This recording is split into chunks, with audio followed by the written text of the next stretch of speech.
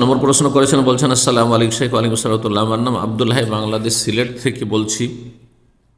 আমার বাবা জীবিত, আমরা 2 ভাই 1 বোন। বাবার যদি 12 বিঘা জমি থাকে, সেখান থেকে যদি 2 ছেলেকে 3 বিঘা 3 বিঘা করে 6 বিঘা জমি মৌখিকভাবে দেয় চাষ করার জন্য, তখন মেয়ে কি জমি পাবে না? হ্যাঁ, মেয়েকে দিতে হবে অনুরূপ।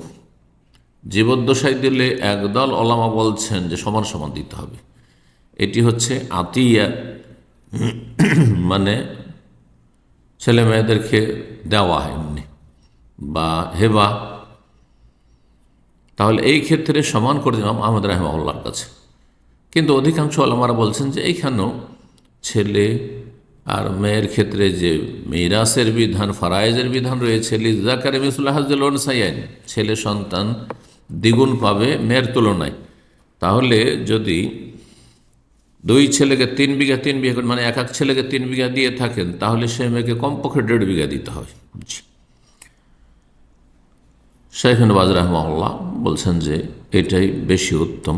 জি, কারণ ছেলেদের খরচ খরচা দায় দায়িত্ব বেশি রয়েছে।